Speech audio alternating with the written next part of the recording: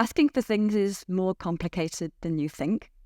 And I guess we already know that because our language is full of idioms like I hate to ask, but, or don't hesitate to ask, or you only need to ask. So we already know that asking for things is more complicated than you think. So this project that I'm going to talk a little bit about today is a collaboration between myself, Saul Albert at Loughborough University, another academic, and Kathy Pearl, who's a conversation designer at Google. And we've been working together for the past 3 or 4 years to try to bring together the 6 decades worth of a field of science called conversation analysis and the world of conversation design. So the best bits of all of that work in conversation analysis to conversation design, bringing together academic and industry voices in a way that is hopefully coherent. For those of you who haven't encountered a conversation analyst before, I guess our USP in the field of looking at human communication is that we look at real talk, actual interaction as it unfolds in the wild. So we don't simulate interactions, we don't get people into laboratories to interact with each other, we don't ask people later on surveys or in interviews about their interactions. We collect recordings, sometimes single cases, tens, hundreds or thousands of audio and video recordings. And we're interested in all of the resources that people have to interact, not just words, but intonation, every little lip smack that you can hear in my voice now, the gestures that I'm using, all of those things that we use to create meaning and interaction. And we transcribe these interactions in a lot of fine-grained detail, which you'll see in a minute. And so really this talk is going to get us really into the weeds, into the detail of people's voices as they interact with each other in conversation. So we've been doing some of this work also with CDI, so running some expert classes, and some of you might have seen those already. Today we're just going to push this little project a little bit further forward into particularly the area of requests. So this isn't my first tech rodeo. My first experience of working in tech industry was actually here in Barcelona in 2018 to 19, when I worked as an industry fellow with Typeform, an online data collection tool, conversational tool. And we did a lot of work around these kinds of issues. So how do you get better answers? You get better answers by asking better questions. And then more recently was another startup called Deployed, who are now also based here in Barcelona, where again, we focused a lot on how do you write really good questions so that you get really good answers, so that you get really good data, so that you get really good outcomes in whatever particular product it is that you're developing. So some of this, my little bits of this 6 decades of conversation analytic research has found its way into some of these platforms. But I'm going to now think about this science and just one tiny aspect of it. So here is my most sciencey slide. Because I want to illustrate and exemplify something that is very core to all conversation. Conversation can't happen without the sort of building blocks. And the building blocks of interactions are something that we call in conversation analysis an adjacency pair, a pair of turns. So what are we talking about here, and how is this useful and generative for all sorts of things in the world of conversation design? So I'm going to start with an invitation, a really easy interaction, an action in interaction to understand. So here is person A and person B. And person A asks, want to go to the cinema? And person B says, yeah, great. Now, that's very easy to understand. It's an invitation. In fact, if you find this difficult to understand, then not only are your skills as a conversational designer maybe at risk, but also just your ability to have a conversation with any other humans. This is just a base, first pair, second pair, invitation. And so we call these things a first pair part and a second pair part. And this is a base action. But you can see that this is line 3 and line 6. So other things might happen as we build this sequence of an invitation. So we might have something like this. What are you up to this evening? Nothing much. We call this a pre-expansion, a first pair part, a second pair part, the pre part. And you can all recognize this as something really important that we do in conversations all the time. Because what are pre's for? Pre's stop you launching a base action that doesn't have much chance of being successfully fulfilled. So if you say, what are you doing this evening? And someone says, I'm going out. You don't then say, do you want to go out? You kind of stop the declaration of the invitation from happening by taking the invitation out of the world altogether by doing a pre. Something else can happen as well. We can have what we call an insert expansion. So now B is going to put conditions on accepting the invitation. Want to go to the cinema? What's on? An Alfred Hitchcock film, Vertigo. Yeah, great. Okay, and still something else can happen. We can have a post expansion. So to complete like the whole activity of inviting, you might get this little thing that happens at the end. Shall I collect you at 8? Super, thanks. This is a sequence. We can see that there's a base action in here, the invitation. But you can also start to see that there's a lot more happening in even a very short sequence like this than just the base. But if you only ever think about a request as just a base, a first pair part and a second pair part, then you're going to miss a lot, maybe even most of what's going on when people ask each other for things.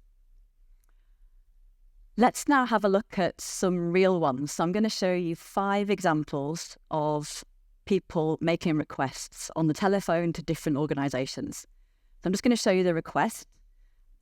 This time you're going to see you're going to hear the audio and you're going to see the transcript. And the audio will always sound a bit strange. It's also why I've got my computer here, because for data protection reasons, we have to anonymise the voices. So the first one is a call to the doctor. An appointment to see Dr. Okay, that isn't their real voice. Could I have an appointment to see Dr. Wilkinson, please? Now, each time we see one of these requests, we can think about it in multiple different ways in terms of its design and its where it's going and what it's sort of aiming at. So we can think about things like, okay, grammar, it's an interrogative question. It's a yes-no question. So questions can be vehicles for all sorts of actions, including invitations, including requests. But we can also think about each of these questions that we're going to see, all these requests, in terms of, do people kind of know about the service that they're calling? What do they know? And do they show here? And here we've got, like, we might call it K+, knowledge plus. That they know about the doctors and they know what they can do at the doctors. And we can also think about a person's entitlement here. So they show here that they are treating themselves as entitled to make an appointment at the doctors, E+.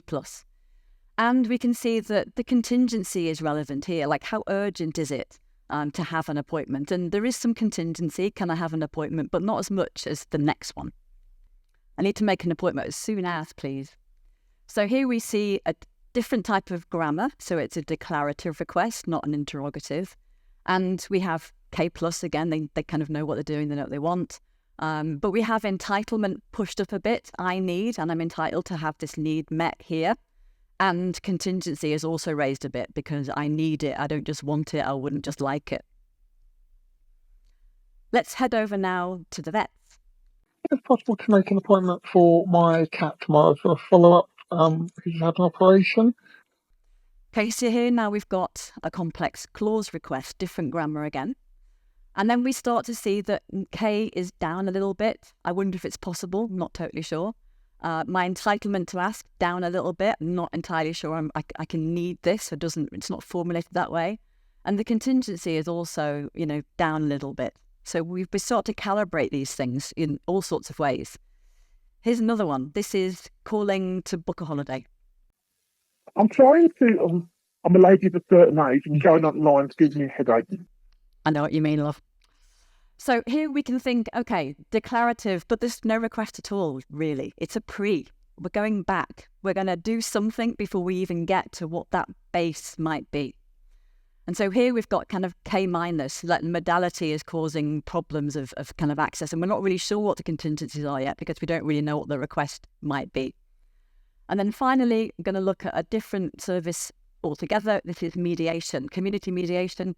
Person calling is kind of like negative on pretty much all of it. I think you can number about things about you, right. The mediation center. So here we've got, again, a declarative pre-account, K-, the person doesn't even know if this is the right organisation for me. don't know, we don't know anything about their entitlement to use the service because we don't know what the problem is, and we don't know what the contingency is because we don't know what the problem is. But you can start to see that lots of these things are actually what happens when people make requests.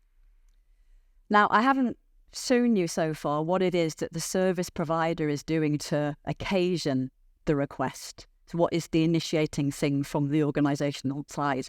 And we know that service providers answer the phone in similar ways each time, much as chatbots supply the same invariant occasion for eliciting requests each time. And so I put a couple of those pre-accounts into DNB Bank's chatbot. I picked that because they boast a lot about it online, and I do like to break a bot if I can. And you can see straight away that the bots can't handle pre's in these sorts. So the lady of a certain age, the solution is go onto the phone. And the one about, I've been given this number by, I substituted Citizens Advice Bureau for a friend. And here the chatbot misunderstands and says something like, it's really nice to buy a house with a friend. So now what we have is this kind of, we see the invariant occasion for eliciting both on the phone and on a chatbot. But what happens next, what the user does, is going to vary quite a lot. We can't just imagine it and think, oh, that's what will happen next, because almost always it won't be. And so now what we can see is that the interaction can get frustrating and burdensome, in as much as now in these particular cases, the user's going to have to go and do more things to do whatever it is that they want to get help with.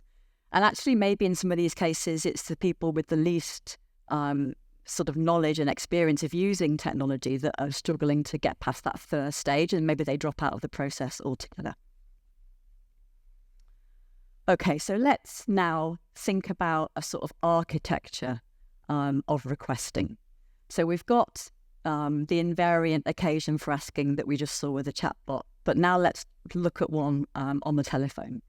So we're going to see a kind of base pair part where we get the invariant occasion for asking people pick up the phone. This is a Windows sales company, and this is what they answer the phone and say. Good afternoon. Windows.